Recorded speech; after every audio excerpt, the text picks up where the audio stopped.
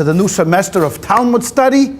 This course is going to be Talmud and the American Law, and we'll be discussing next several weeks certain topics that of course are always in the news, and try to analyze them from two perspectives.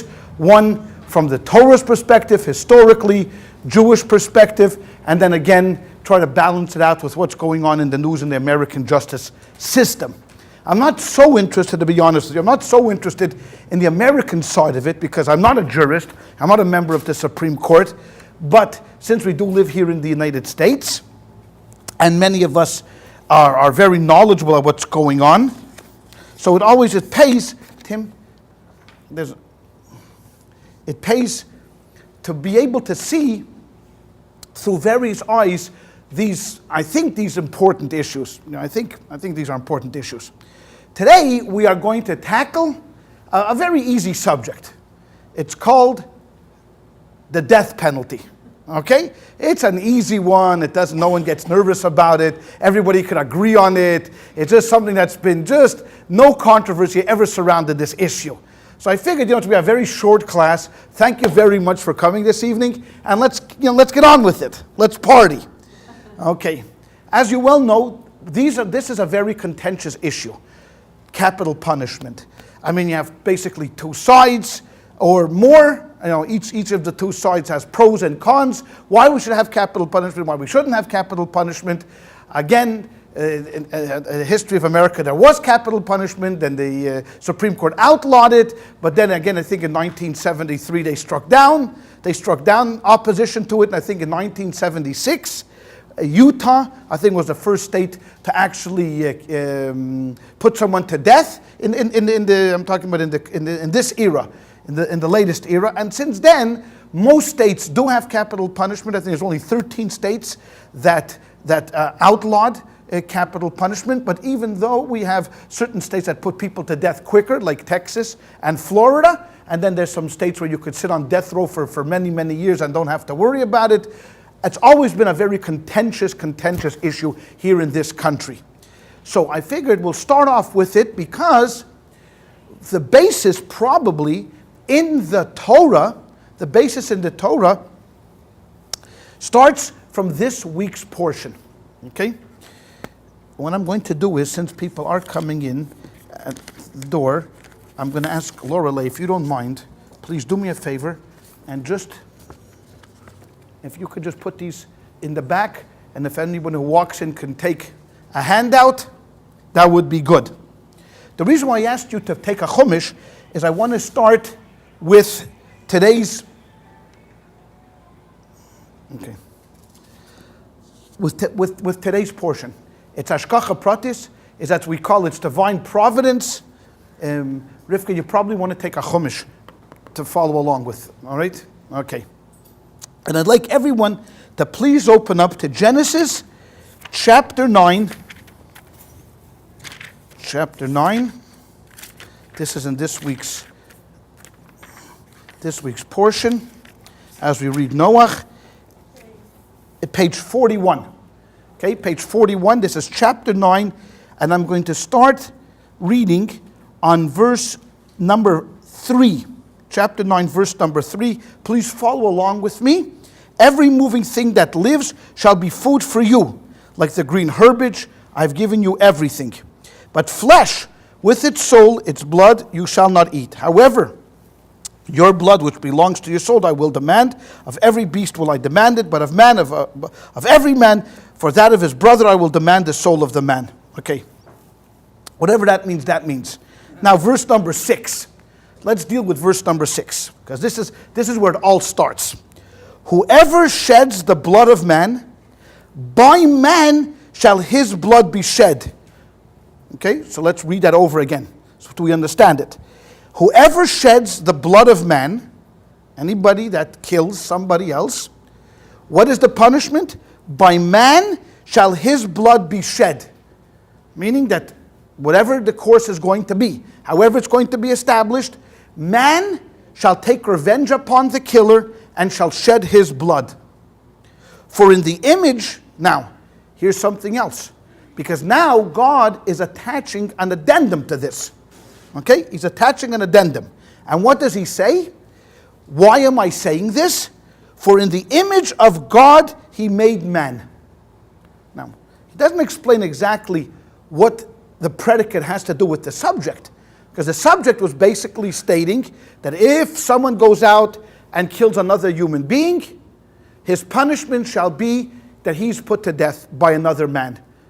Doesn't say anything about a court system, doesn't say anything about a trial, doesn't say anything about testimony or witnesses or anything like that. All it says is that you shed blood, your blood shall be shed by whom? Not God. God makes it very clearly in this verse, who shall shed your blood? Man. Man shall shed your blood. And then he adds, why is this? Why shall man shed your blood? For in the image of God he made man. So it would seem that if we took this for face value, that since you killed away or took away the life and the right of another image of God, therefore the punishment that fits your crime shall be the shedding of your blood, because you did this awful thing and killing of this entity that was a reflection of the Almighty.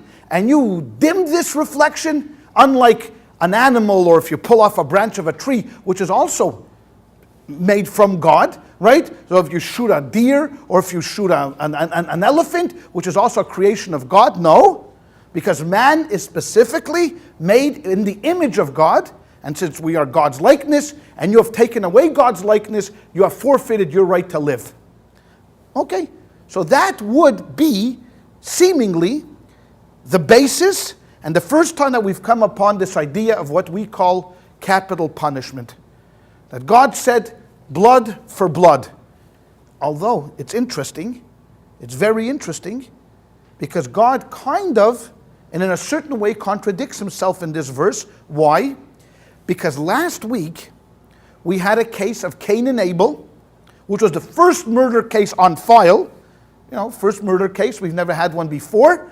And what did God do? Did God slay Cain? No. He didn't kill him. What did he do? He exiled him. He kicked him out. Okay, so there it would seem to the anti-capital punishment proponents, saying, you see, God says one thing, but what he really means is something else. He doesn't mean blood for blood. You have to interpret it something differently, because you see, in the case of where God himself was the judge, the ultimate judge, he didn't slay Cain. He didn't demand his blood of him. What he demanded was exile. To go somewhere, to be in prison, outside of your comfort zone. And we discussed this a little bit last week when we were studying the portion that, death can take on many different ways. There's a lot of different ways that you can consider dying. One is actual physical death. The other one is actually going to the exile, whatever it is. Okay, so we start off with having God telling us that from now on, after the flood, someone kills somebody. The punishment for that is clearly from the Bible. His blood shall be shed by man. Okay, let's fast forward now a little bit. Okay, so all the while, we go through this stages of development of civilization. Noah comes back after the flood. He builds a family. There's people there and back and forth, etc., etc. And through the early stories of the Bible, we do find that revenge is taken, for certain actions. We know that, for example, Dinah, who was Jacob's daughter, was kidnapped and raped, and her brothers came into town and slew people because of this, because they felt that this was the proper reaction. This is kind of capital punishment for kidnapping and rape. And through other times through the Bible, we find before the Jews become a nation of laws, we do find that there are times when people killed each other in revenge. Moses killed the Egyptian for killing somebody else, so therefore he understood what it said in verse 9:6 is that for killing somebody, what does it say? He looked fro and he looked to and he looked fro, and he saw that there was no one looking, and what did Moses do? He slew the Egyptian. He killed the Egyptian. Okay, so we've seen historically, and this is not only true within the Jewish history, but we know that there was Hammurabi, that was the Mesopotamian king, and he had a code, Hammurabi's code, and there was clearly within the code of Hammurabi capital punishment. An eye for an eye meant an eye for an eye, and a life for a life. Okay, fast forward to Exodus, chapter 29, verse 12. What did I say? No, I think it's exactly the opposite. Chapter 12, verse 21. Sorry, I'm myself a little bit dyslexic tonight. I'm sorry. It's Exodus, chapter 12. No, I was right the first time. It's chapter 21, verse 12. Okay, and I'm going to give you the page number so you won't have to. It's page 420. Okay? Here already, we're dealing with a different kind of situation. 421 in the English. Here we're dealing with a different kind of situation. Hey, no, come on. You gotta get one of the handouts. I think they're on the back table. Or Paul, if you don't mind. Here, Doc. Here you go. Here you go. We have one of these. And you want one of the big blue books on the top shelf. Okay. So now he says on 421 page, verse number 12, we read it very clearly. Now here's already a different kind of situation. Here already is no more is this talking about to Noah and the remnants of the flood, but here we're talking to the Jewish people as they have now become a nation, a real nation, and he's giving them laws now. So here, this is basically the constitution of the Jewish people. And we start talking about murder. Page 421. One who strikes a man so that he dies shall surely be put to death. Very clear. There doesn't seem to be much ambiguity here in this verse. It says if you kill somebody, your punishment is definitely going to be death. Now, this is not talking about just human mankind. We're talking about here when you go into the land of Israel and you kill somebody, and there's criteria that have to be met. But if those criteria are met, the clear punishment from Judaism through the Bible is definitely capital punishment. And the reason why, we don't know yet. He doesn't say why. We don't know if it's a deterrent. We don't know if it's an atonement. We don't know if it's a punishment. We don't know anything why he said that. But he said, you are going to die. That's it. Life versus a life. Unlike later on, when he says, for example, an eye for an eye and a tooth for a tooth. If you turn, please, to page 423, you will see that if two men fight, or whatever the case is, and they collide, and there's fighting, and there's a fatality, but an eye for an eye, and a tooth for a tooth, a hand for a hand, and a foot for a foot, a burn for a burn, and a wound for a wound, and a bruise for a bruise, is interpreted in the Talmud according to the laws of lex talionis, according to the laws of retaliation, not to mean an eye for an eye, means you poke out the guy's eye. But what does it mean? It means monetary value. Monetary value. So again, let's understand this. So if you go ahead and you burn somebody and you cause damage of $5,000, what's going to happen to you? You're going to pay $5,000. Are they going to burn you? No. But if you go ahead and kill somebody, you actually murder somebody, then the punishment is actually murder. Now, opponents of the death penalty have always looked at this and said, you know what, this is kind of strange, right? It's kind of strange. Because on one hand, the rabbis in the Talmud try to get away from this seemingly barbaric institution of retribution through whatever happens to you. So, God forbid, if you cut someone's arm off, what we're going to do is, slice the guy's arm. That doesn't play well with us, right? It doesn't play good with us because it's barbaric. Who does these things? Uncivilized people, barbarians. But if you hurt a guy and you damaged him, so it plays much better in the United States if you say, you know what, pay. Or at least your insurance company will pay. Somebody will pay for that. But if you do the ultimate, if you actually kill him, no. Then and only then you're going to pay with your life. So proponents of the death penalty have always said, you see how bad murder is? You see how bad these penalties are? You have to have something, a deterrent, because in that case, the rabbis saw clearly that monetary value will not be enough. It has to be a much stricter punishment than just saying, the man's life was worth $250,000, pay him off. And they prove it by the next verse that we're going to look at. Okay? So right now we see The difference is in retribution, biblically, between a wound and between the ultimate murder. Okay?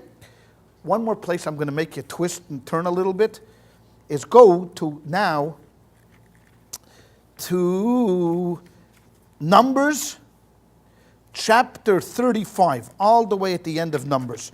Chapter 35 in Numbers, and that's going to be on page 920 and 31. 931. Okay? Here we're talking about a different kind of a case. Here we're talking about a case of involuntary manslaughter. Okay? We know what that means. When a guy walks down the street, he's driving another guy's driving a car, it's late at night, it happened right here on Ocean Boulevard last week. Poor lady's crossing the street, it's early, the police car hits her, he kills her.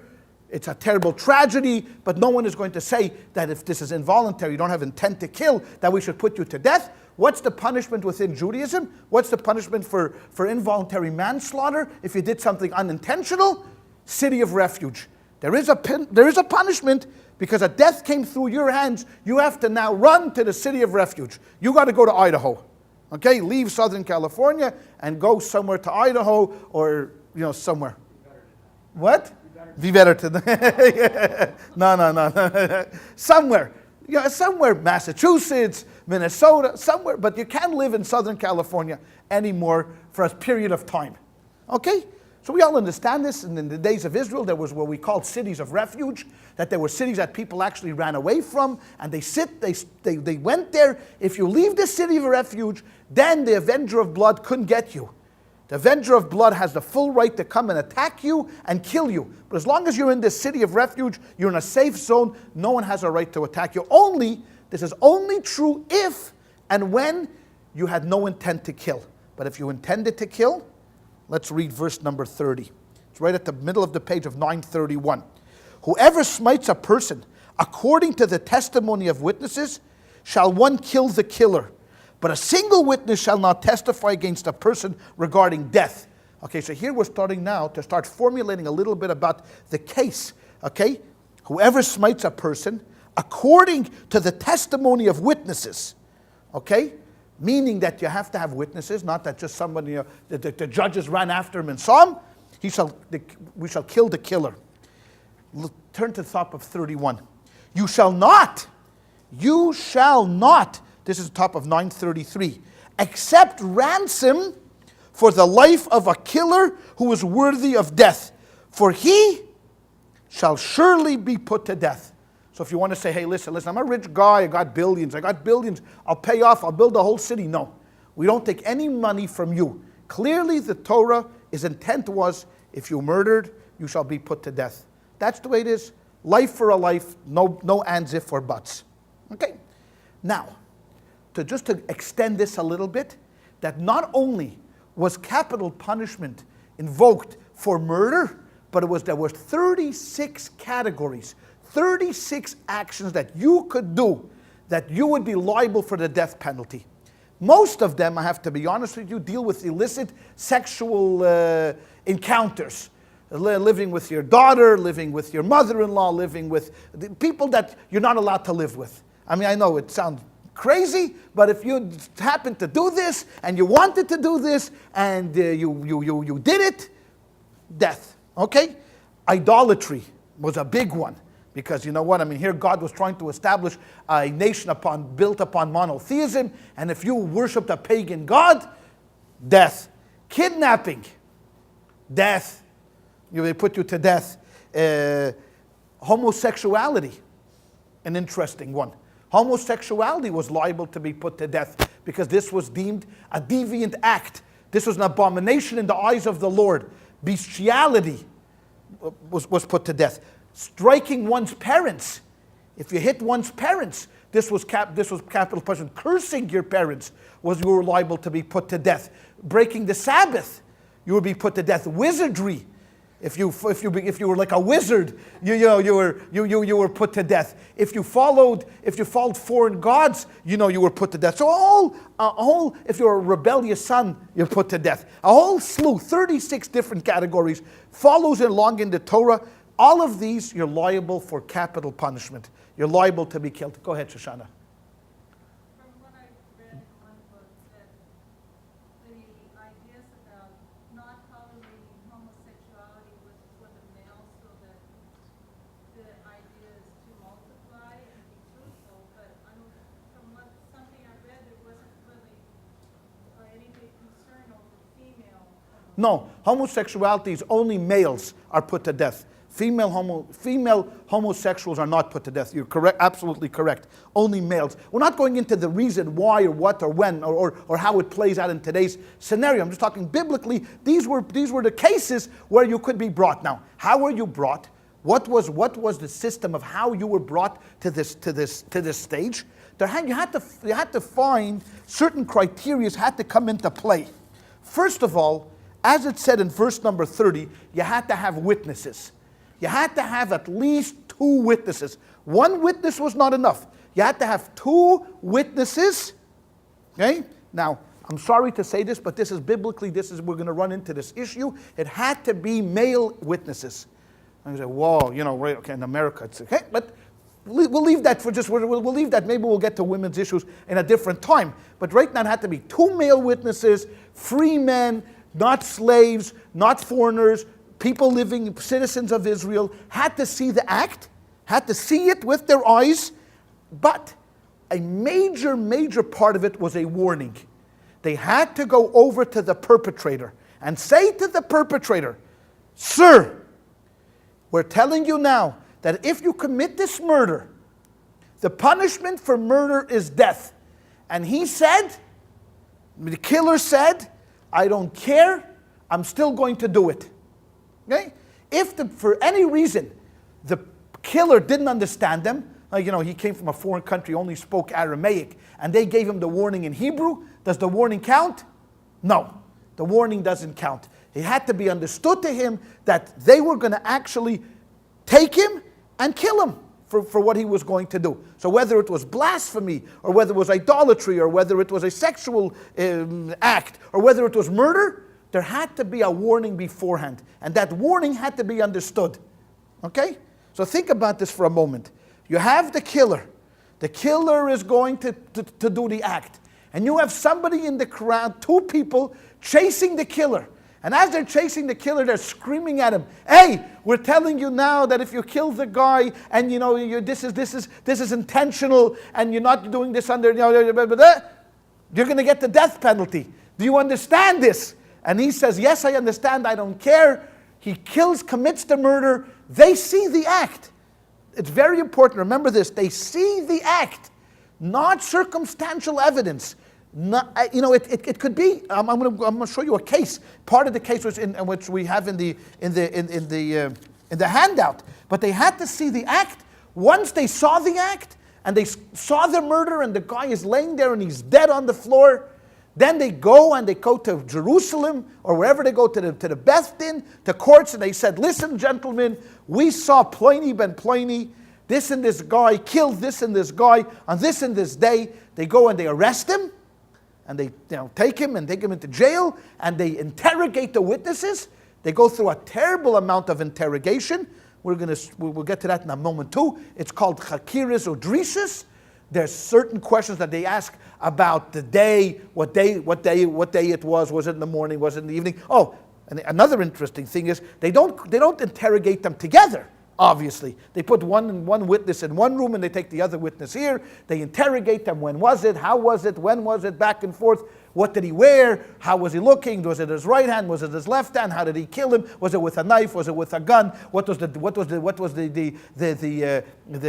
corpse, the victim wearing? Was he wearing clothes? Was it a woman? Was it a man? Do you see? What side of the street was it on? Okay. Then they bring in the other witness and they again interrogate him. Now there's no lawyers here.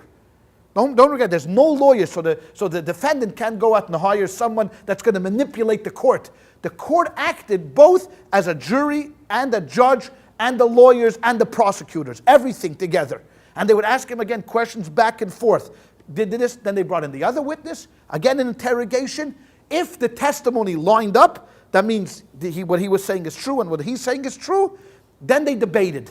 Then they sent the two witnesses out. It had to be at least 23 judges in this court, no less than 23, up to 71. There were certain cases you needed 71 judges, but the minimum was 23.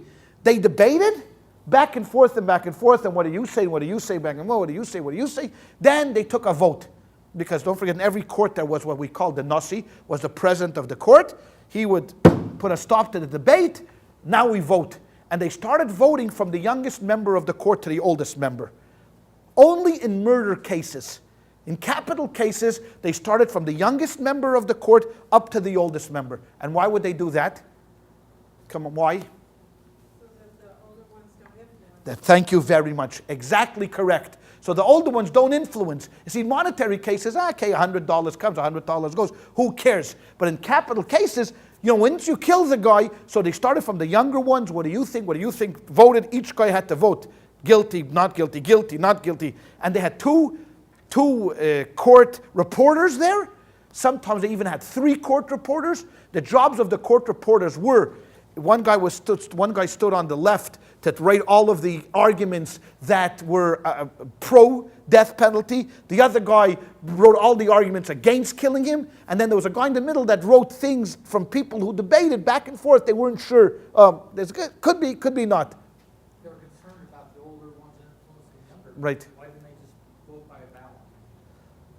Oh, because they figured, it's because they didn't want any type of misunderstanding.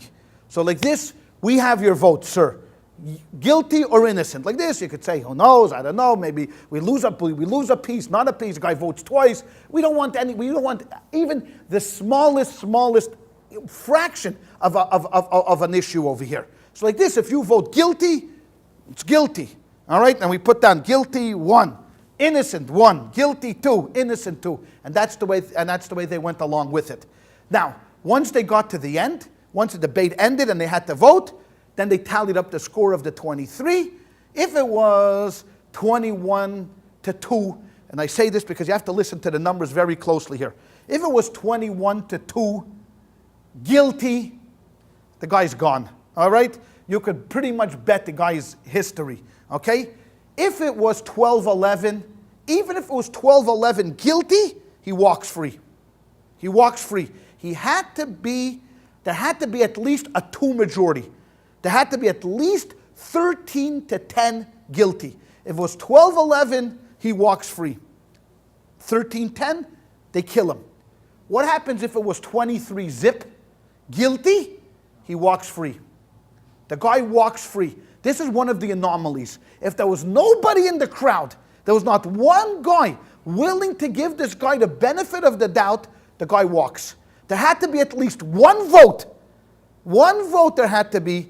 And this is part of the Sanhedrin's makeup. There had to be that voted innocent. 23-zip, thank you very much, gentlemen. And he walks out. He walks out. 20-1, they kill him.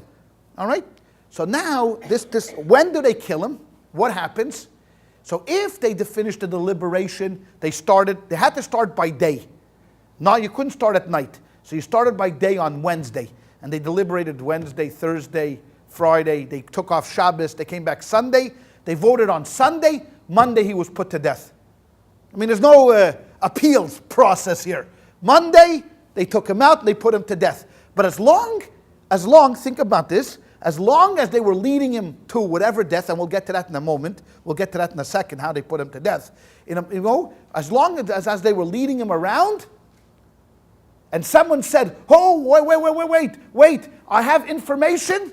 Okay, because they had a guy with a flag stand in front of the court and a guy on a horse ready to go. So if a guy said, oh, I remember there's some information about this case, they would stop the proceedings, they would send the guy, and they would, or even if the victim said, wait, I just remembered something, and the victim wanted it to, not the victim, sorry, the victim is dead. The killer says, I have something to say. They stopped the proceedings, and they said, okay.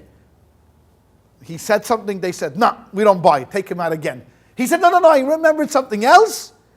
Okay, take him back. But as long as the courts felt that there was actually some weight to what he was saying. I mean, if the guy was just stalling for time, forget about that. That's like, the story I told you about the Russian, the Polish guy, and the Jewish guy were all destined to be put to death.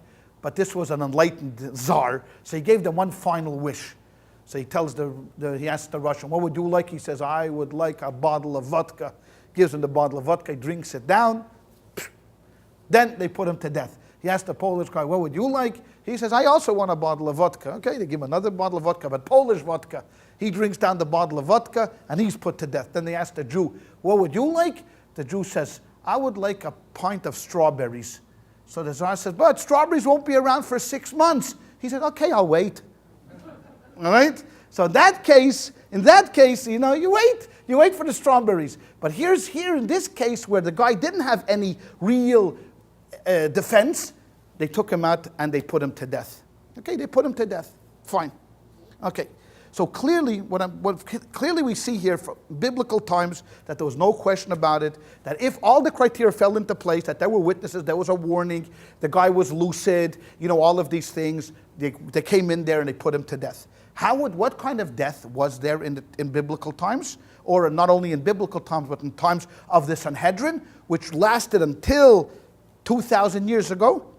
4 types of death there would be for different punishments. Okay? We're going to start from the toughest one, and we'll go to the more lenient one. I mean, the more lenient one, it doesn't make really a difference because everybody dies from the same thing. And you know what that is? Lack of oxygen to the brain. Everybody dies of the same thing. That's it, finished. But for certain offenses, you were stoned. Okay, that's the worst. I mean, that is the worst. I think that's probably the worst. Okay, what did stoning mean? Stoning was not they took one big boulder and they dropped it on you. No.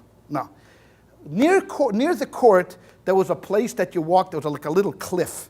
Okay, a little cliff. They put you on a little cliff. Now, in the Talmud, it says that before they did this, they let you, because most people at this point already, I don't care how tough you are, but if you're about to get stoned, you lose a little nerve. So what they did is they gave the guy some liquor, just to kind of calm his nerves down. They take him up there. He's on this cliff. Below there's a valley. They push him off the cliff. Now, if the push doesn't kill him, then they stone him.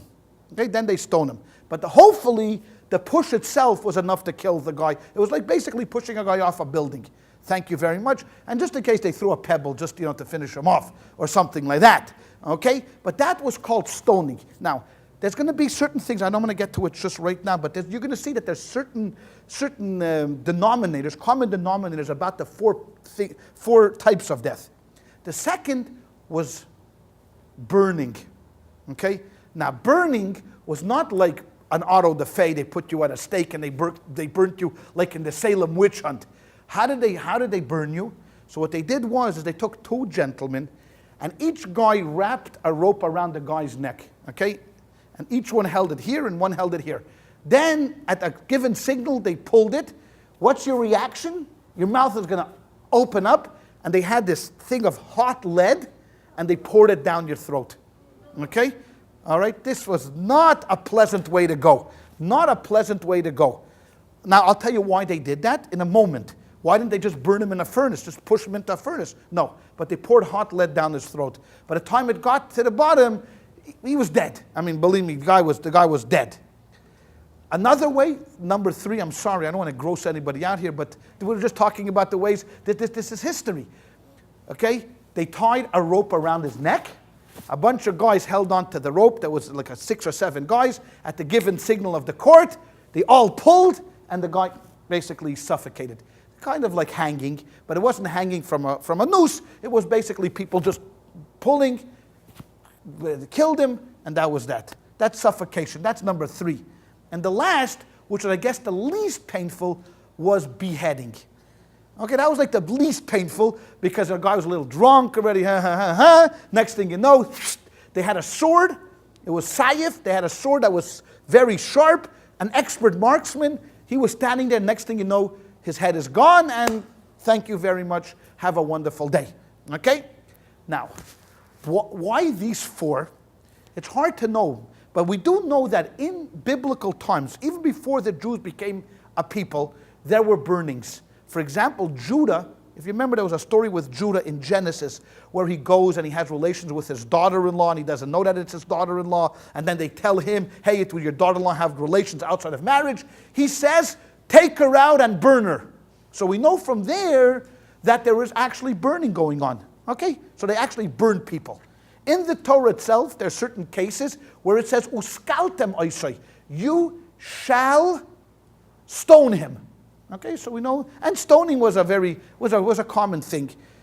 Suffocation was almost like a crucifixion, really. I mean, crucifixion, you died by suffocating. I mean, you didn't die by the wounds in your hands. You died by literally suffocating up there. So suffocation was around, and the hanging was a common theme. And also, not only that, but after someone got stoned, they hung him as well. They hung him kind of as a symbol that this guy was stoned, so they hung him up there, and everybody in town knew that this guy was a rebellious son, and he hung for the day. Is that why it says, cursed is every man who hangs upon a tree? Yes, exactly. Is that why it says, cursed is the man who hangs upon a tree? Yes, that's the reason why, because he's hanging there because he was stoned previously. And then beheading, it was just a common, as soon as they figured out that they had swords, and it's less gruesome to do any other way. So there was various cases had these punishments. Okay. This is all from the viewpoint of the Bible. So if we stopped right now, we would say, boy, oh boy, this is one heck of a society. Because you do one of these 36 things, you are going down, my friend. This is not an easy society to live in. Israel, and we're talking about biblical Israel, at least at the times when the temple stood. Because if you're a homosexual, or if you happen to be a blasphemer, or if idolatry is your thing, man alive, you know what's going to happen? Two people are going to see you. Next thing you know, you got a boulder on your head and a major headache coming out of a stoning. So we would think that this happened pretty often, because you think about this. Look at your neighbors. I guarantee you on your block, you definitely have people that biblically would be liable for the death penalty.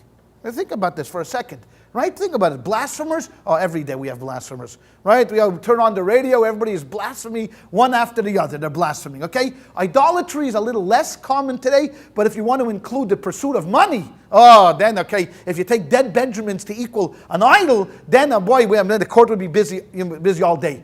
There's definitely murder, there's kidnapping, and there's all these kinds of things that you would probably know someone that would be liable for the death penalty were we living down in the times of Israel. I mean, just cursing your parents. I mean, you get angry at them, you say something out of hatred or out of bitterness.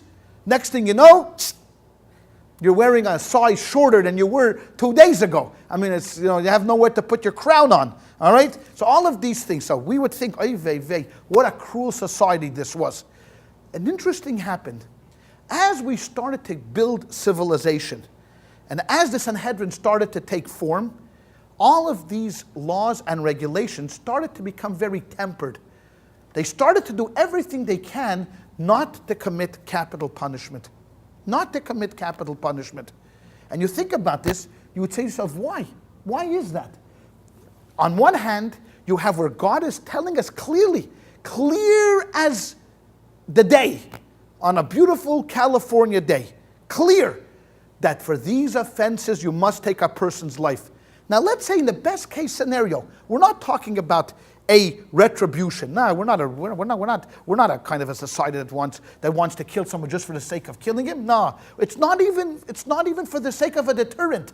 Because we don't even know, after all these studies, do we know if capital punishment is a deterrent here in America? There's debates going back and forth. Some states yes, some states no. Some states that have capital punishment have the highest number of murders. Some states with no capital punishment have no murders. So it's very hard to determine if it's a real fact, a deterrent or not.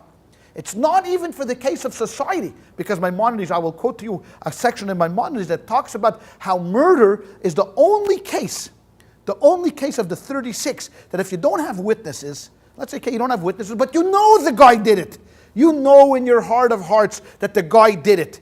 People saw him do it, but there was no warning. What they would do is is they would put him in jail till he dies, life sentence in jail. Even though jail was not an option in Judaism, but they would put him in jail and they would feed him nothing. He would basically starve to death. That was his punishment for murder without witnesses. They would feed him bread and water, and they would decrease it, like on a hunger strike, and eventually he would. But that was only for murder, not for any of the other things. And why for murder? Because as Maimonides writes, because murder undermines the civilization. See, if you're a homosexual, that's a sin that's between you and God. If you have relations with your mother-in-law, that's a sin between you and God. If you curse your parents, it's again between you and God. Murder weakens the basic fabric of society, as he writes. It literally, I just want to quote to you what he says here. This is in Maimonides. If you want to look it up in the Laws of Death. You don't have it in the handouts. I just copied it in the Hebrew. It says you don't do it for any other of capital offenses, but only if he's for murder. If someone, let's say, broke the Sabbath and no one saw them, and you came to court, there was no warning, you walk free. You say thank you very much and you walk. Murder, he says, you kill him. You put him in a room and you starve him to death. Why? Because it undermines, it weakens the very fabric of society when killing somebody else. So this guy we can't have around. So we're not even talking about that. What are we talking about? We're talking about atonement. Atonement for the killer. Think about that for a second. We just passed Yom Kippur, right? And all of us on Yom Kippur opened up the machzor and we said, Al chetcha chatonu lefanecha, Al chetcha chatonu lefanecha. I'm sorry for this, I'm sorry for that, and I'm sorry for this. Then at the bottom, if you noticed, we said something very interesting. If we are liable for any of the 4 deaths, and it says the 4 deaths there, stoning, burning, suffocation, and beheading, right? Please forgive me if I was liable for any of this, right? Please forgive me if I was liable for this sin, for that sin, for this kind of punishment, for lashes, for death from heaven. All of these things we ask forgiveness for. Why? Because one of the things is, as he says, do not take money as an atonement, because what is this killer's atonement? Only one thing. And what is that? Death. That would be his only atonement. So think about this for a moment. In a sense, we turn it around on him. We say, no, we're not killing you because we hate you. We're not killing you because you spilled someone else's blood. Or we're not killing you because, an example, we want to show the kids down the street that if you kill somebody, no. We're killing you to do you a favor. We're killing you because this is the only way that your soul can gain atonement. Now, if you believe in this, think about this for a second. If you believe in heaven and hell, and you believe in life after death, and you believe in all of the things that life does not end here on earth, but there actually is a judge up in heaven, and you want to come there as clean and as free as a baby on the day that it's born, what would you do if you were a killer? You would beg, right? You would beg to be killed. Why? Because this is your only atonement, the only way that you could face God eye to eye and say, hey, I've given up of the ultimate, I've given my own life. You would beg to be put to death. And even then, even if you took this rationale, you took this logic to say that, you know what, we were doing the killer a favor, even at that point, the rabbi said no. The rabbis say we do everything within our power not to put somebody to death. Not to put somebody to death. Because taking somebody's life for somebody else's seems to us to be a little bit harsh. So what I'm saying here is that what we're going to do in the next little while is we're going to go through some of the parts of the Talmud itself that shows a very, very ambivalent thing. See, most of the times the rabbis were clear-cut. Very clear-cut on the laws. Sukkos, you got to take a lulav, and you got to take a nesek, and you got to put on tefillin, and you got to eat matzah, and you can't do this, and you can't do that. Very, very clear, cut, dry, legal, boom. This is not philosophy. When it came to capital punishment, it threw them into a quandary. It threw them into this dilemma. And as we say, it gave them 2 minds. There were two schools of thought, but really one heart. Really, both schools of thought, when it came to capital punishment, had the same underlying theme. And I want to talk to you a little bit about that, because we'll see vis-a-vis as it comes here into the United States of America. It has a profound effect on the way we look at capital punishment here in the United States. Let's look at the first piece. You could close the Chumash, you can put away the Chumash now. You don't have to hold on to it if you don't want. It's a heavy book. And please take your handouts. Okay? This is an extremely interesting Mishnah. It's from the tractate of Makot. Makot in English means lashes. Because, there were for certain offenses, you didn't get killed, although maybe you would want to get killed, but you had to face 39 lashes. Now, 39 lashes, that's not so good. Like for example, if you ate non-kosher, if you drank blood, if you ate non-kosher fat, there's a whole slew of things that you did, and then you didn't get the capital punishment, but you got. So here's a case. If one fled after having been convicted at a court, and again comes up beside, I'm reading from the Mishnah. You see the Mishnah on the left-hand side? Everybody see the Mishnah? Up before the same court, the first judgment is not set aside. Meaning, you think if you ran away and you held out and you came back in another court, they still stoned you. They still killed you. Okay? Whenever two witnesses stand up and declare, we testify that NN was tried and convicted at the court of X, and that Y and Z were the witnesses in that case, the accused is executed. A Sanhedrin has jurisdiction within the land of Palestine and outside of it. A Sanhedrin that effects an okay, finished. Okay, end of it. That's the beginning. Now, listen to this, because it changes and it veers off course completely. After me standing up here for almost an hour and telling you how the Torah expects blood. That's what we want. We want blood, baby. Come on, we don't want this. We don't want a girly court. We want to get a court that's going to really give us something. Come on. What? No. The people demand justice. Sure, the killer doesn't want a girly court, but the people demand justice. We got to go out there. We want blood, baby. We need a stoning, a burning, something to keep us going. Remember, this is way before TiVo. Right? This is before TV, before the internet. This is in the Middle Ages. Don't laugh. In the Middle Ages, this was people's excitement. They took you out to the town square and they had, people actually, there were towns in Europe, not to get off the course, but there were towns in Europe that would pay other towns to buy their murderers. Okay? Think about that for a second. They would buy their murderers so they can kill them in their town square to keep the people kind of, busy. Because you know what? Well, think about this. After 4 o'clock, you couldn't work, right? Because what did most people do? Most people worked the land. Most people worked outside. So once the sun set, then there was no candles. There was no light. You couldn't work. So from 4 o'clock in the winter, you're talking about in Europe, from 4 o'clock to the next day, 6 o'clock. That's a long time for people to sit and think. And when people are thinking, it's not good. It is not good when people think. You know why? Because all they think about is how rotten their lives are and why the Marquis and Mrs. Marquis are sitting eating pheasant in that castle while I'm sitting here, trying to scrape together 2 little potatoes for my children. So the more you act, the more you get these people aroused and in a frenzy, the more they're going to say, oh wow, we got something to do. Sunday is a beheading. Didn't you ever see pictures of the French Revolution when they had the guillotine going? I mean, come on. People were excited to see that. I mean, they were counting, they were writing, they were making. This was, they didn't care who. Get us anybody. Guilty, not guilty, who cares? Just chop off his head. So people want it. People want blood. Today we call it football.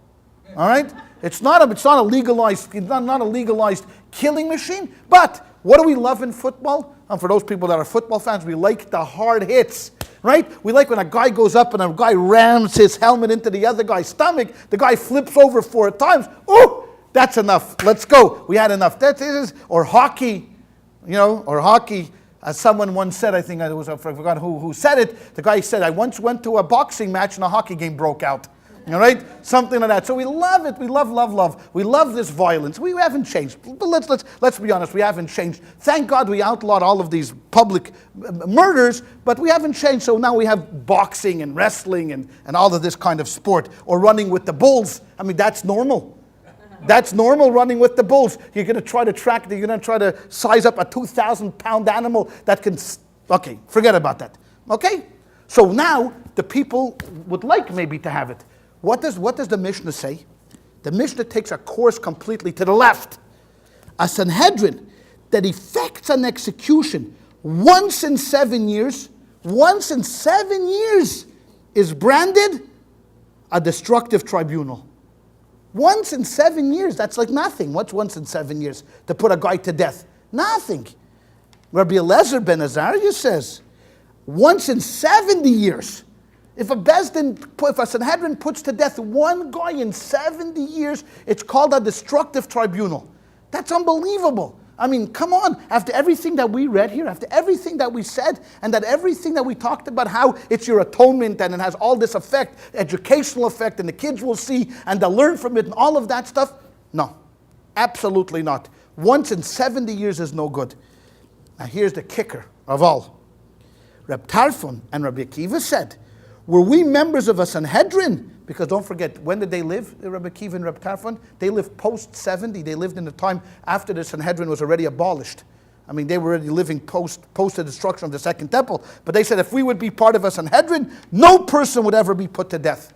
Nobody would ever be put to death. Oh my gosh. Thereupon, Rabbi Shimon ben Gamliel remarked, yeah, and they would also multiply shedders of blood in Israel. Oh, okay. All of a sudden, we have someone else coming in from the right-hand side, from the Republican side. Okay, from the right. Right? What does he say, Rabbi Gamliel? Rabbi Shimon Gamliel said, yes, sure. And you would also multiply shedders of blood in Israel. So Rabbi Akiva, who said, I would never put anybody to death regardless, and he doesn't make any qualms about it. Doesn't say if there were no witnesses or no way, I don't care. There could be witnesses and there could be the warnings and everything. I would never put anybody to death. A blanket statement. Anti-capital punishment completely. What about all of the verses in the Bible? What about all of this stuff? I don't care. I'm not putting anybody to death. This is not the way we want to go about doing it. Rabbi Shimon Gamliel says, yeah. And if you don't do that, what's going to happen? You will increase the murderers here in Israel. Thank you very much. So you're going to let this guy go, and everybody knows, you know what? If you want to kill somebody, go to Bnei Brak. Why Bnei Brak? Because Rabbi Akiva is a chief rabbi in Bnei Brak. So therefore, there's no problem. You'll just kill somebody, and then you come to Rabbi Akiva and you'll say, oh, sorry, Rabbi Akiva. I didn't mean it, or this and that. If it doesn't fit, you must acquit, and that's it, finished. Rabbi Akiva says, have a good day, and you could go home. Okay? So think about this for a second. This is written 2,000 years ago. This debate took place 2,000 years ago. And things haven't changed. It's exactly the same argument we have today. Rabbi Akiva feels that putting somebody to death gives us no purpose. Absolutely no purpose. Rabbi Shimon Gamliel, for whatever reason, he doesn't state why, but I'm assuming that he's probably from the fact of deterrence, that he would say it's a deterrent, and because God said so, therefore you have to put the person to death. The same debate. But what's interesting is that the majority of these people, both Rabbi Akiva, Rabbi Tarfon, Rabbi Eliezer ben Azariah, and the author of the Mishnah, we don't even know who the author of the Mishnah was, but Stam Mishnah Reb Meir, they say if there's an authorless Mishnah, it goes according to Reb Meir. These four definitely line up on the side, anti-capital punishment. Go ahead, Mark. I do see a difference. Why? Even though the guy is liable for death? Because it doesn't make sense to them. To Rabbi Akiva and to Rabbi Tarfon, the crime and the punishment doesn't make sense, even though they understand. They figured, we understand what Hashem wanted, but it's not a deterrent. It's nothing. It doesn't accomplish any purpose. Or it doesn't have to be a deterrent. There's no educational value in it. They don't feel there's an educational value in killing somebody, so what? So what's going to be? So who's going to learn a lesson? Who? What? No, right. But that's why I'm saying in this particular case, it's interesting, which I start off by saying, that only in this case they became very ambivalent. They said, you know what, we understand everything that the Torah says. We know that the Torah says this, but we're not going to put a person to, we'd rather err on the side of justice than err on the side of guilty. That's basically really what they're saying. And it's interesting because throughout the entire Talmud, we find the same theme that the Sanhedrin tried in so many different ways, tried to find the guy innocent. They did not want to put him to death. Why? Now, it could be for a number of different reasons, as we can speculate. A, what if, theoretically, there's a possibility that they're making a mistake? What if they were making a mistake? Okay, even though there were witnesses, but, there's witnesses and there's witnesses. And they said, yeah, sure, they said. But, listen, we're only human, right? We're not divine, and we have to vote, and you have to vote to do the ultimate in taking someone's life. Oh, you know what, we'd rather not. We'd rather not. Okay, especially, let's take away murder, which is a heinous crime, right? But let's be honest. If someone comes into court and he says, I saw this guy worship an idol, okay? Worshipping an idol. Who does that really hurt? Now, we're not talking about the spiritual aspect of a country. Okay, we're talking about it hurts the guy in his relationship with the Almighty. Does it undermine, there's a guy sitting in the basement, undermine the entire edifice of Judaism by worshiping an idol? Not according to the Rambam. Not according to Maimonides, it doesn't. If someone desecrates the Shabbos, it's a crime, yes. But they would rather say, you know what, maybe, Efsher, somehow we'll let this guy go. We'll let this guy go. So I'm just showing you, I'm bringing down this Mishnah to show you the ambivalence that the rabbis had in trying to carry out something that I think that we've made the case crystal clear biblically that this is definitely the punishment. I don't think there's a question anybody could bring in, no matter how, but biblically, certainly, God wanted and intended for there to be capital punishment. But when it came to execute it, it was a very, very different story.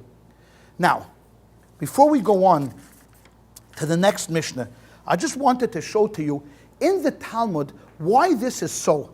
Is because the rabbis thought about this. Don't think that Rabbi Akiva and Rabbi Tarfon said this very flippantly. You know what, if we were there, we'd never execute anybody. Like, this is a soundbite on CNN. As they were running, jogging down the street, a guy came up to them and said, hey, Rabbi Akiva, what's your opinion of the death penalty? And shoved a mic in front of his face, and Rabbi Akiva wanted to give him a 2-minute soundbite and said, I would never execute. No. He was a serious guy.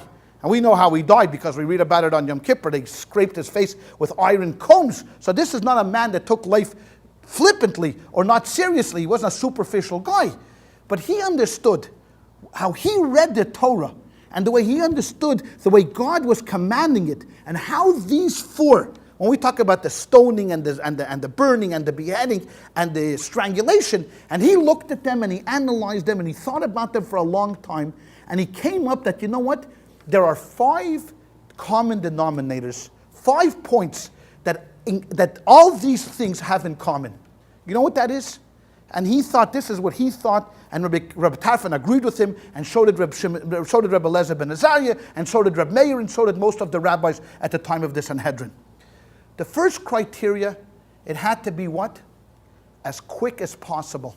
Think about this. See, I told you before about the burning. Think about the burning for a second. There's 2 ways you can burn a person. You can take him, tie him up to a post, put things around them, branches and twigs, light the twigs and watch the guy go up in flames. You know what that does?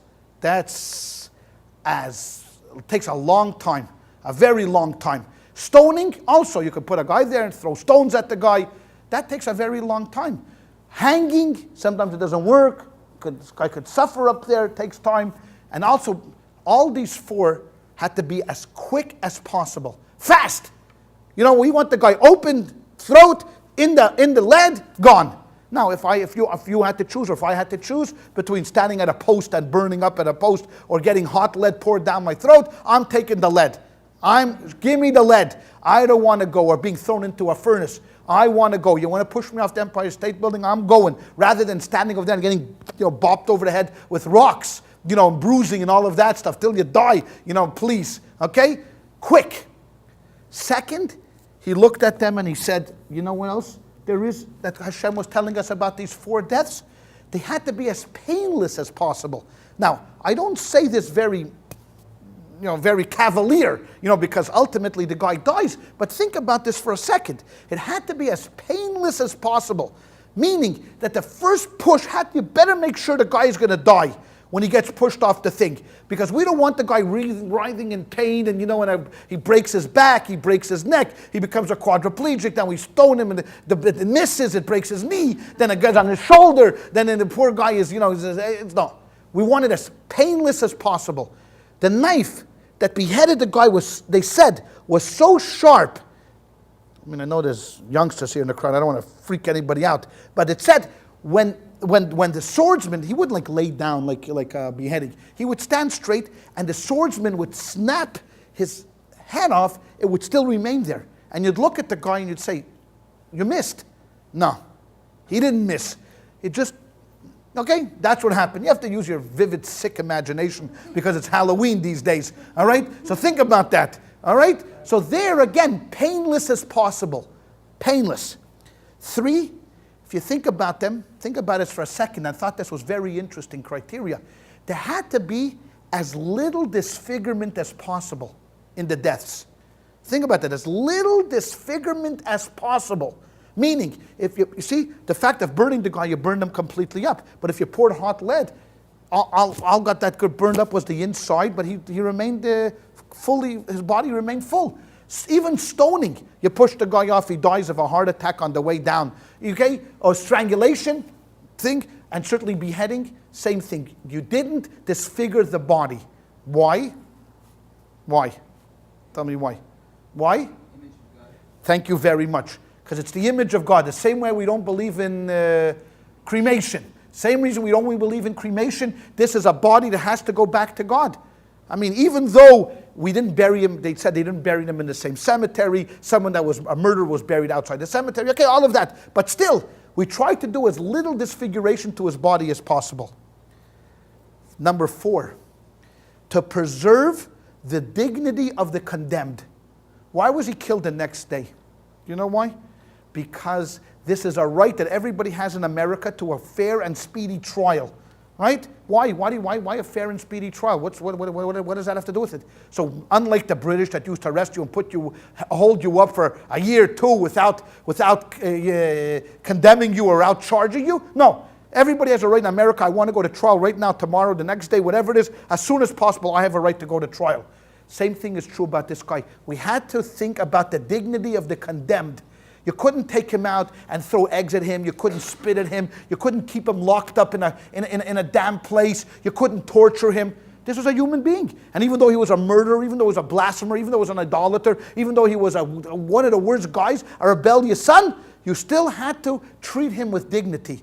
And that's why the next day he was taken out and the sentence was executed on the very, very next day. Okay? And number 5, criteria, it had to be in the framework of biblical text. You couldn't just kill anybody. Hey, you know what? This is a very rotten guy, and he eats at the In-N-Out every single day, and we know that a cheeseburger is not kosher, so we can't stand this guy. We're going to stone him. No, you can't stone a guy for eating a cheeseburger. Sorry, as much as we'd like to, and as much as we think that's an abomination of a guy eating at the In-N-Out burger, I'm sorry, he does not get stoned. It has to be in the framework of biblical texts.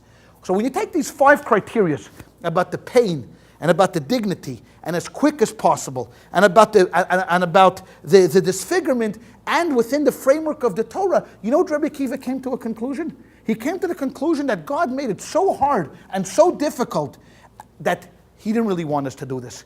Meant that he wrote it in the Bible, yes, and he wrote it in the Bible. Why? Because of education. Because he wanted kids to read it, and he wanted people to read it, and he wanted to show you, yes, this is a very, very, very serious offense that you just did. And I want you to understand that blasphemy is the worst thing that you could possibly do. Yes, and but people would say, oh my God, look at this. If I blaspheme, my punishment could be what? Capital punishment, death. I better make sure that when I talk about God, I only talk in the greatest respect of God. God, you're loving, you're kind, you're so merciful, you're so good, you're so strong, you're the greatest. Blah, blah, blah, blah. Think about worshiping an idol? No. Don't, because we have it here in America too. You know what it's called? The IRS. Okay. All right? They go and if you don't pay your taxes, it's almost like idolatry. They're going to come and get you. They'll find you somewhere down the line. 20 years, 30 years, they don't care. There's no statute of limitations. Maybe there is. I don't know. I'm not an accountant. But so Rabbi Akiva came to this conclusion that number 1, the Torah commanded us to be very careful under certain circumstances, but to carry out the punishment, he wasn't so certain. You know what that says? That says a lot about a society, a tremendous amount about society. Why? Because what Rabbi Kiva really is saying, and really is hitting home together with Rabbi Tarfon, is, you know what? If you build a society and you educate your people with values and you teach them right from wrong, not be ambivalent, not to say, there's this moral relativism, this could be, it can't be, there's no real evil, there's no this. No. There is good and there is bad. There is evil and there is good. And there's things you should do and you shouldn't do. And you make it very clear to the people. And you build a society upon these morals and ethics and these values. You know what you're going to find? No one committed murder. No one's going to commit murder. Or I shouldn't say no one. Very few people would commit murder. Very few people will commit idolatry. Why? Because A, they understand the purpose of it, and B, because it's a deterrent, they'll be afraid to do it. They'll be afraid to do it. But if you have a society that doesn't care, a society that murder means nothing and human life means nothing, you know what happens to the power of the Sanhedrin? Zero. And that's why 40 years before the destruction of the temple, 40 years before the destruction, they stopped all murder cases. They didn't hear any more murder cases because people didn't care anymore. Who cares? Put a guy to death. You think we care if a guy gets put to death? Nah. Big deal. Once it lost the value, once human life lost its value, it was all over. Didn't mean anything.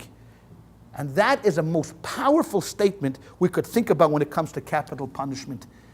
One time in 1971, the governor of New York State was a governor by the name of Hugh Carey, a nice Irish Catholic guy, and he was, I remember him a little bit. I think it was 1971. I could be mistaken, but I think he was around in 71. It was a raging debate about capital punishment, and he wrote a letter to Rabbi Moshe Feinstein.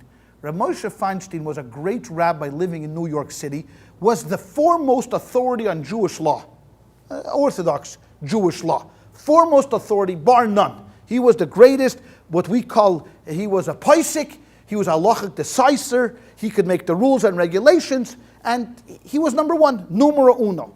I asked him a couple of questions in my own time. By the time I came around, and he was old, and his grandsons, but he was still clear of mind, and I'll never forget him. When I was a kid, maybe 10 years old, in Montreal, one day in yeshiva, they said, next Tuesday, Rabbi Moshe Feinstein is coming. Rabbi Moshe Feinstein is coming to the yeshiva in Montreal to visit us from New York, because he lived in the Lower East Side in New York. We cleaned up the yeshiva, we spit and polish. We all had to wear Shabbos clothes. We all stood in because he was going to give a discourse on a thing, and so we're waiting. The door opens up.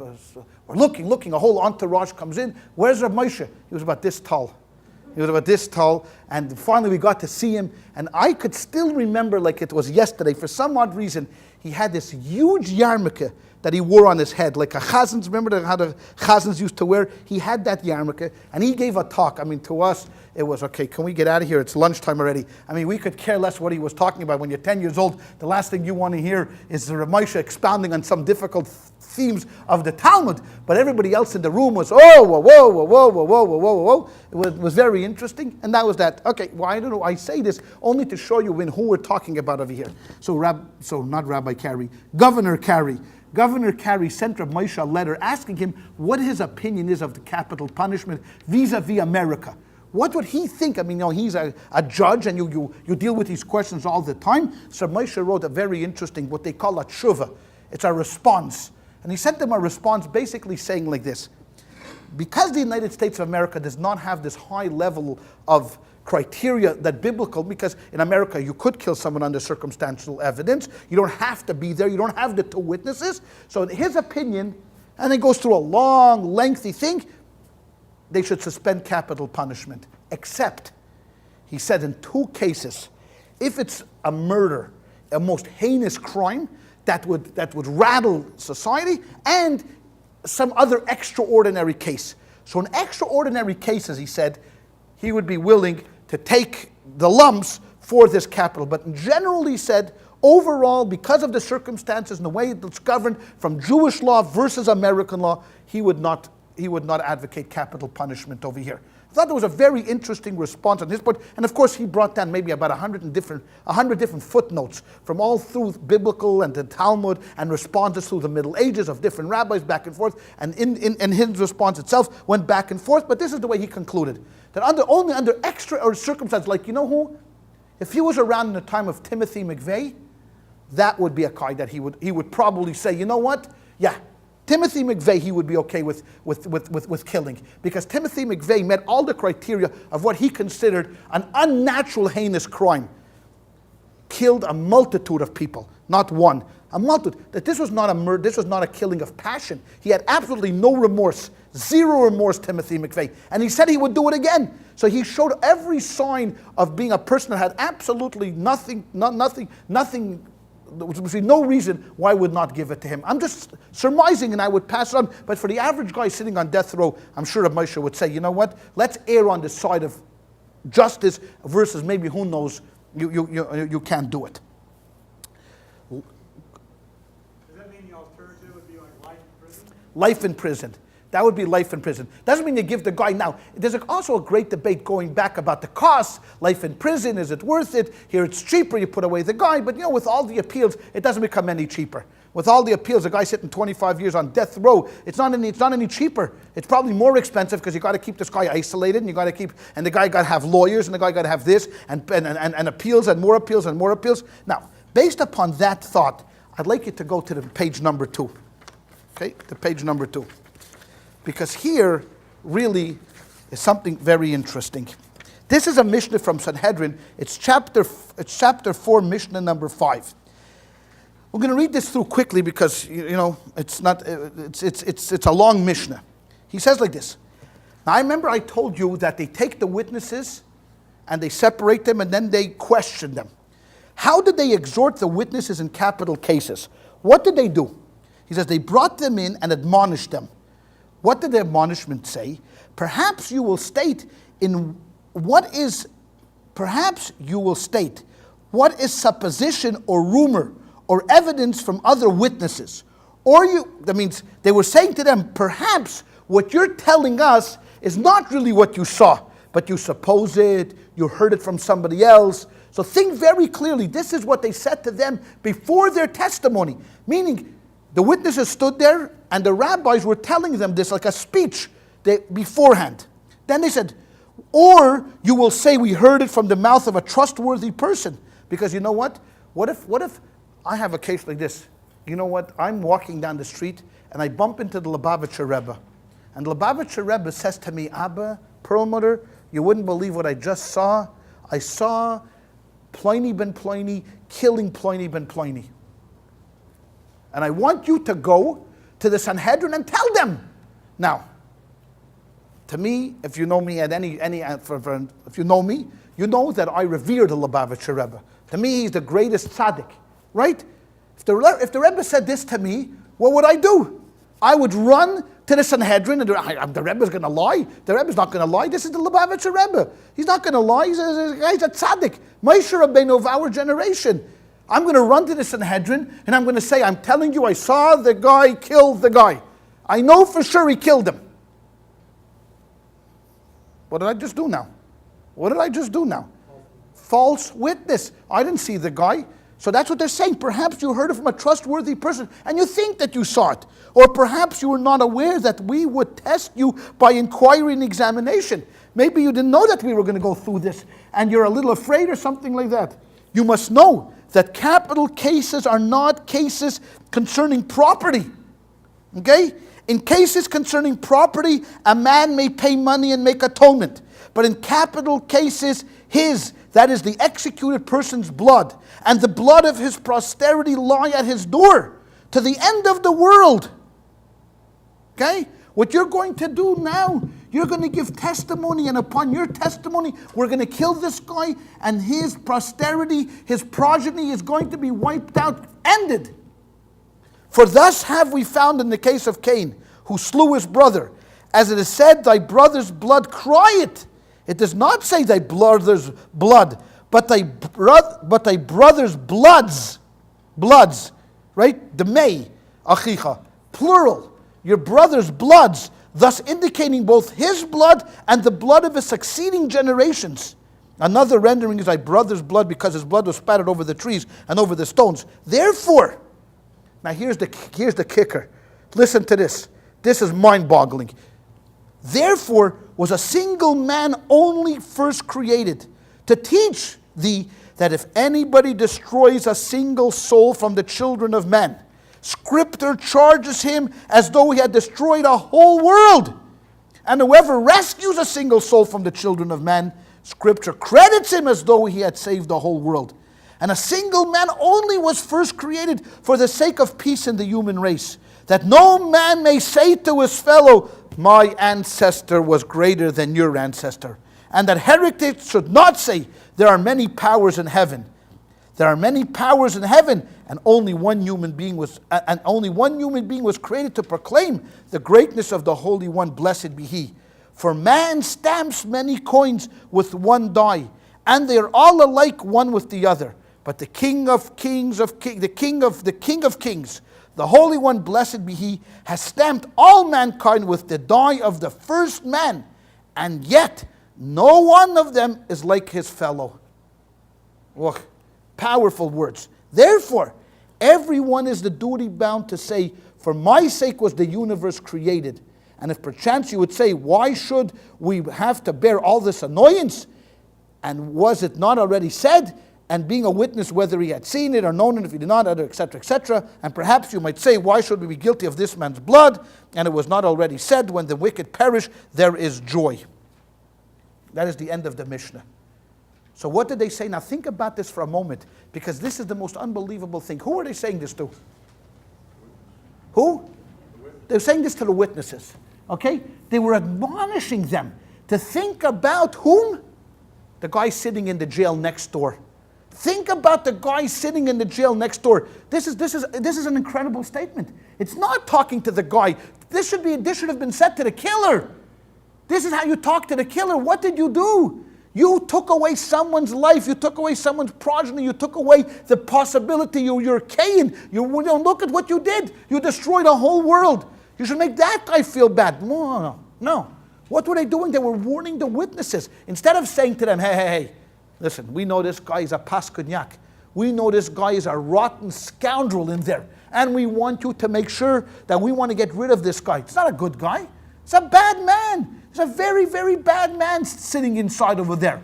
And we want to make sure we're going to get, so you guys think good and clear and you talk together each other, because we want your testimony to jive. I don't want to come into this court tomorrow and ask you what color shirt he was wearing. You're just going to say red and you're going to say blue. I don't want that to happen. So you better make sure your stories are lined up, right? That's what the prosecution is always looking for, if you have witnesses. The defense is trying to poke holes in here. And hear what the Sanhedrin is saying is, listen, you two guys are going to come tomorrow to give testimony against this scoundrel. You better make very sure that what you say is you saw with your own eyes, and everything you say is true, because tomorrow this man, this one single guy, look, his brother's blood, right? We're going to spill his blood tomorrow, or the next day, it's going to be on your shoulders. So why should, it's on our shoulders. What should we care? This guy's a paskunyak. No, he's a living image, a likeness of the Almighty. This Mishnah is an unbelievable Mishnah. And it gives such strength to whom? To the anti-capital punishment guys. Because they say, look what the rabbis were doing. The rabbis were exhorting those witnesses to make sure. So what did the witnesses think about all night?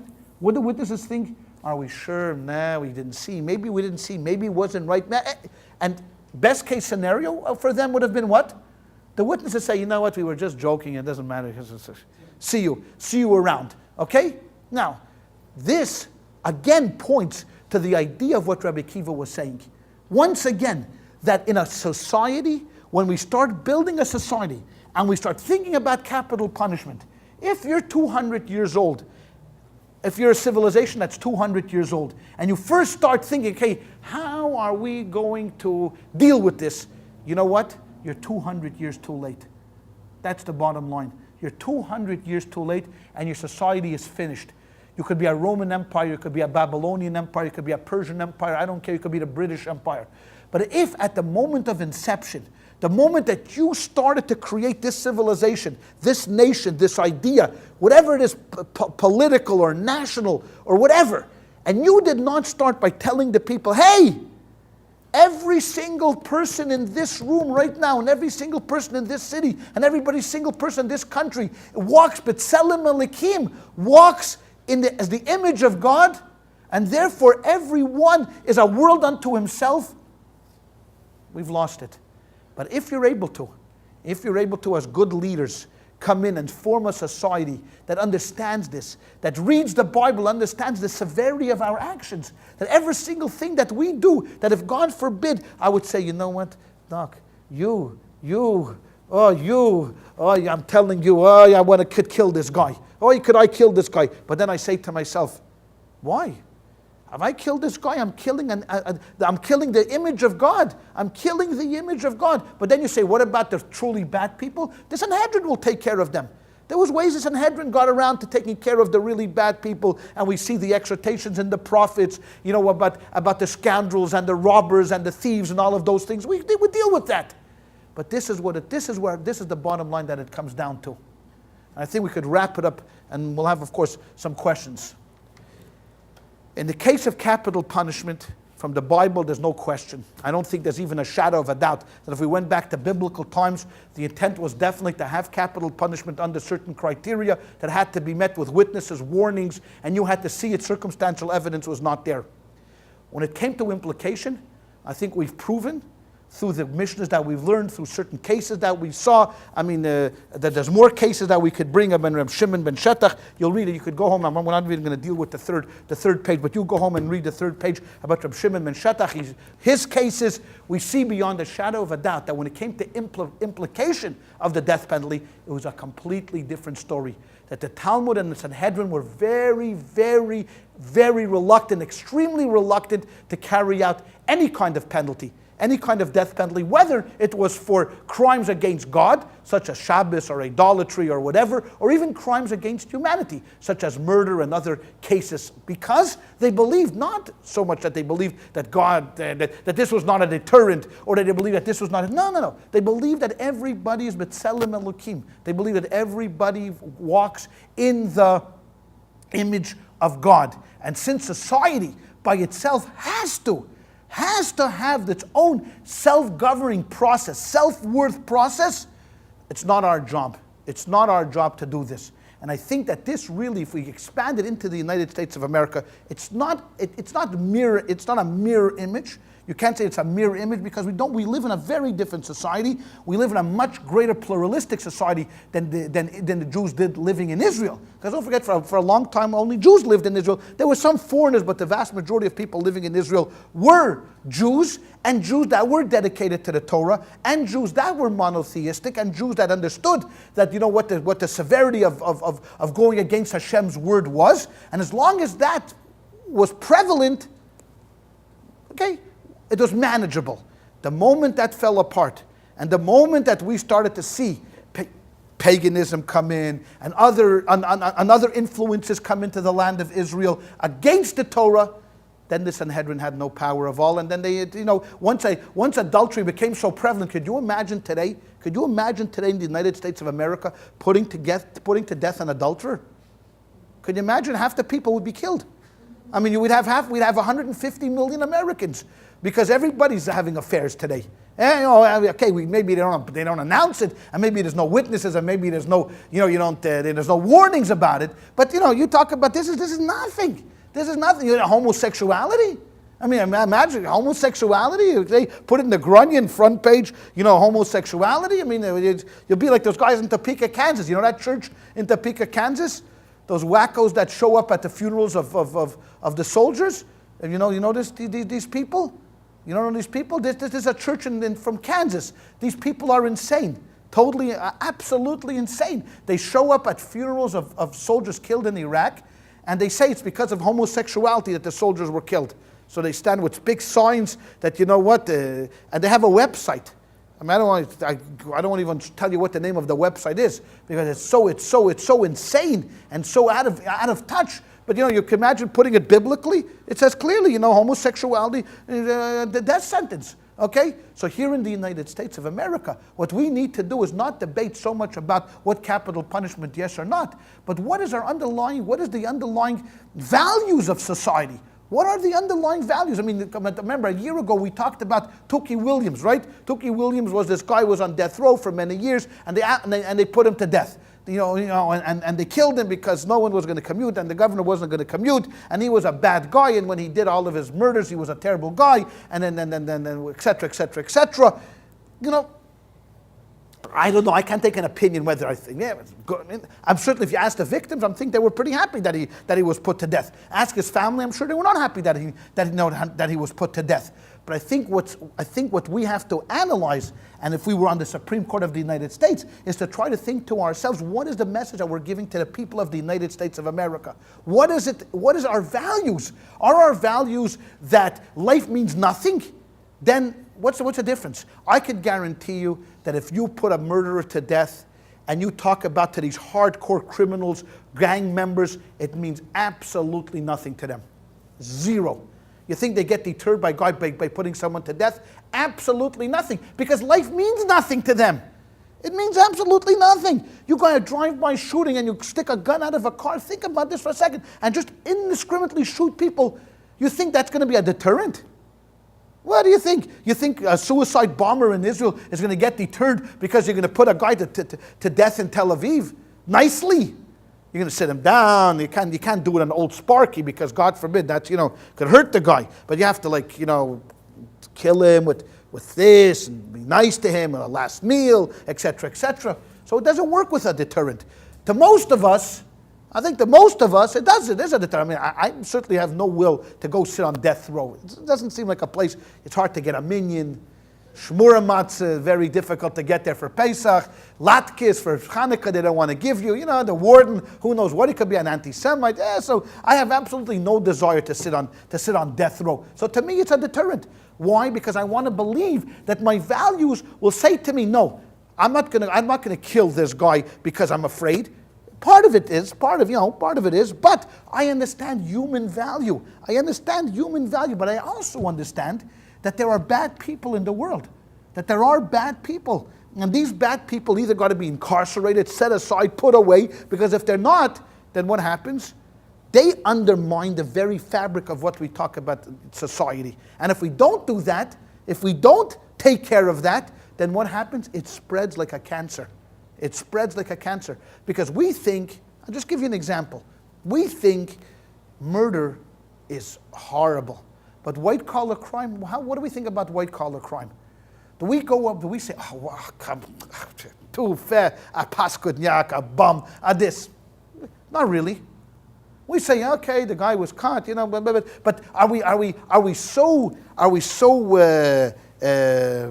taken aback? Are we so aggrieved by a guy that built this Ponzi scheme as we are when we hear someone killed somebody else? No, white-collar crime is a white-collar crime. So therefore, Michael Milliken can be rehabilitated and come back to the Jewish community and build buildings and give money. And he comes to the shul, I'll give him an aliyah, we'll give him mafta, we'll shake his hand, we'll ask him to buy the hotel for us, we'll have a shul, the Milliken, we're going to carry him on our shoulders, Simchas Torah, we'll put him on the table, we'll do whatever we want because he's rehabilitated, right? Because why? Because white-collar crime with money, like he says over here in the Mishnah, you steal from somebody, you could always repay the money, but killing, too fair. Okay, why is that? Why is that so? Because that's only because we have built that kind of a parameter that we live in.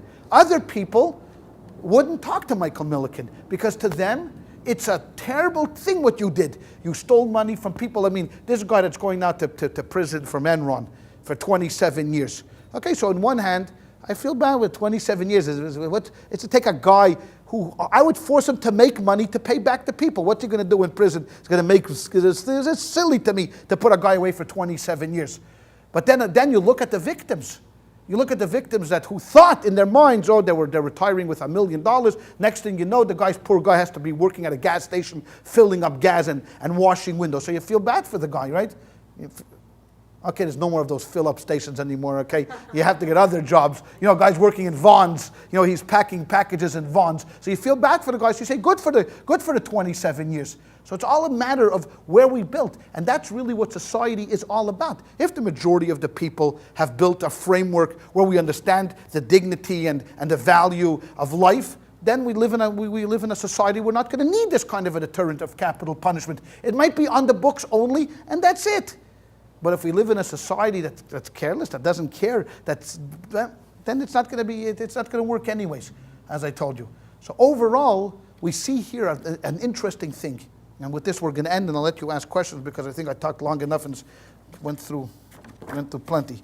And is that in this case, which is one of the more interesting and unique kind of cases where the Torah was quite clear. I mean, I don't think it was ambivalent at all about what God wanted to happen to murderers. When it came to implementing, it was a different story. It went through what we called a catharsis, or one of these trials and tribulations, till it ultimately came where Rabbi Akiva himself said that he would not execute anybody. All right? Any questions? Oh, Shoshana and Bob. We'll go with Shoshana first and Bob.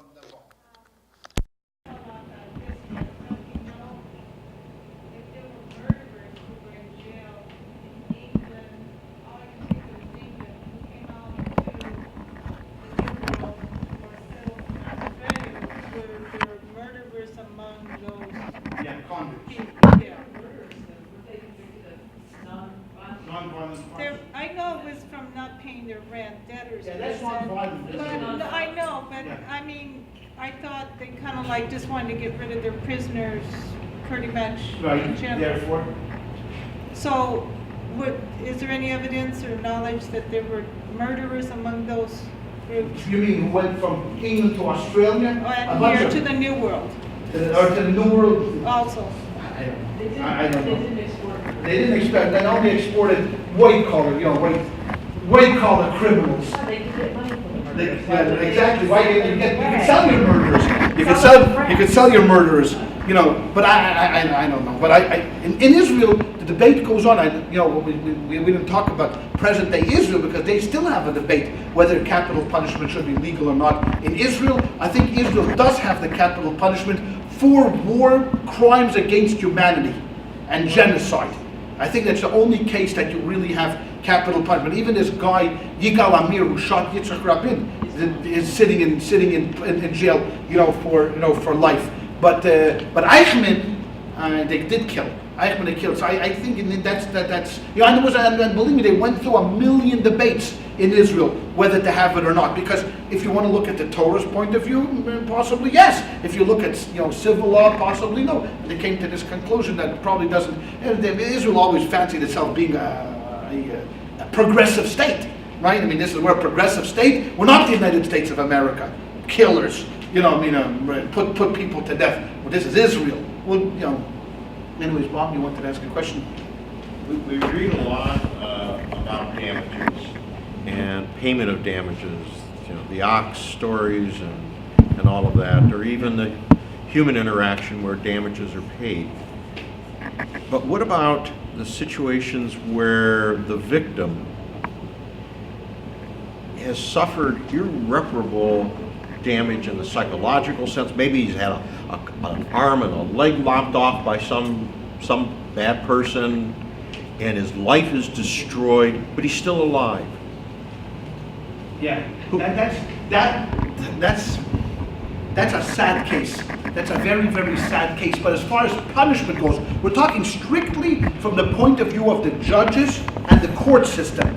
We're not talking about how society should rally around this guy. We're talking about simply from the judge, because rules of law and justice can only be what we can demand of the perpetrator. We can't legislate morality. I can't say, you know what, Mark, the guy sitting next to you, when there's no one sitting next to you, I don't usually spend, suffered a terrible blow, be nice to him. Can't do that. Either Mark is going to be nice to the guy or he's not going to be nice to the guy. What I could say is, I'm going to use Mark, sorry. Mark, you damaged this guy, you damaged him, you're going to repair him. How could you repair him? You're going to pay. You're going to pay whatever it's going to cost to make this guy as whole as he could get. You're not going to bring him a new arm, but if it costs $10,000 to get him an arm, and if he lost work, and if the doctors, that I could demand of you from a judge's point of view, that's what I could demand of Mark. To be nice to the guy, that's legislating morality, and government cannot do that, and judges cannot do that. We could only try a case based upon those things that we can force you to do. That we can make you, we'll garner your wages, we'll take your house, we'll do all of that. But for you to be a nice guy... I'm not asking about being a nice guy. I'm Yeah. talking about why aren't they addressing issues of what happens to the person who is the victim? What do you mean? They do address what happens to him. You're talking about a guy that got damaged? Someone that was damaged. You give him money. You give him money. That's it. You give him money, you pay him off, you pay him, you write him a check, you say thank you very much. I've done that. Because that's all we could demand of. What else could we demand of you to do? Move in with him? There is a case, there is two cases that we do make extraordinary demands. And that is a case of a seduction. Guy goes out, sees a young girl, talks to her heart, he says to her, hey, you're so cute, you're so nice, he seduces her. The punishment for seduction, and then is, he's got to stay with her. You're staying with her. That's what it is. You are staying with her because you've damaged her. Now she's not a virgin anymore. Virgin is less money in the olden days, right? That's something. And even more so, rape. Rape. What's the punishment for rape? I was very surprised. If you read the Bible, you would think rape is one of the most heinous crimes, I believe, because it's not a crime of sex. Rape has nothing to do with sex. Rape is a violence. What's his punishment? What's the rapist's punishment? Not death. I would think it's death. I would vote for death. I would vote for death for rape, sometimes over murder. His punishment is he has to marry her. Well, He has that's her to. punishment. Yeah, I know. No. Only if she wants. She doesn't want. But if the guy raped her, he cannot get rid of her. She could follow him the rest of his life, and he is forced to remember his crime every single day. Now, of course, if she says, I would say something, but the mic's on. If she says no, then he pays all the monetary damages and all of that stuff. So there are some times that you could force the guy, but even then, even in those cases where you force the guy to stay with her, what are you doing? You're not forcing him to love her. You're not saying, hey, you have to love the girl. What you're doing is now, you know what, in this society, what you've done is you've done irreparable damage to this girl and this family, and therefore we're going to punish you to the fullest extent of the law that the Torah allows, and you have to take her in your house, and you have to live with her, and if she doesn't want to go, and she wants to make your life miserable, that's going to be the case. That's about all that we could possibly do, but we can't make this girl whole. We can't say to her, you know what, listen, lady, we'd love to make you whole and we'd love to put you back to where you were 2 days ago, but we can't. We can't, not as a society, not as a government, not as a legal system. You were raped. You were raped. And I think that's as far as possibly we can make compensation for the victims. I mean, beyond that, I don't know what we can do. You said before that the Sanhedrin have ways of taking care of. Oh, listen, I'm not saying. If a guy was a rapist, and they knew that he was a rapist, and the Sanhedrin then called in one of the Perelmuter, the Sanhedrin called in one of the thugs that lived in Israel and said, hey, you know what? This guy living on 1347 East 2nd Street is a rapist, and he's a rapist. We just wanted to let you know that. And then this thug goes out in the middle of the night and catches the rapist and kills him. Did this never happen? I'm not so sure this never happened. I'm sure this happened from time to time. That there were cases where the Sanhedrin did that, but other than what, How do they justify that? In the light of you got to get rid of admonishing witnesses that they're going to be taking of bloods. There's sometimes a case you have to rid yourself of the evil within you, and there's certain instances where you can't go through the legal system. There is no way up the legal system to do it, because rape is not a capital offense. The Talmud, the Torah said, rape is, you do not kill the guy. But he's evil in our midst. And we have to get rid of this evil in our midst. So we're going to have to somehow get rid of this evil in our midst. Just like there were cases that, well, here we're going to open up a Pandora's box, but we talk about Pinchas. Pinchas went ahead and slew it. He had no right to do it. According to Allah, he had absolutely no right to do it. There were no witnesses, there was no warning. He did it. And what does God say about him? God says he is the servant of peace. The master of peace he was. Now, how could he be the master of peace after we talked about witnesses? Because there are some times when there's a bad guy walking down the street like Hitler, and you go and put a bullet in his head, you are a hero, even though there's no witnesses and there's no warning and there's nothing like that. That's preemptive. That's a preemptive strike. That's a preemptive strike. But I don't know if that goes with. I don't know if that answers the question of what we do, what society does for the victim. This, we are limited. We are limited in our scope of what we can do. I mean, victims get a raw deal here in the United States. Victims get a raw deal. I mean, guys walk out of prison every single day, out of the courts. They don't get convicted. What do you do? What do you do? O.J. Simpson is walking around, is he not? I think he was innocent. I think he was guilty. To me, it looked like it proved that he was guilty. Guys walking and talking and living and not only and thriving. Okay, you can shut up because now we have some other things to say without the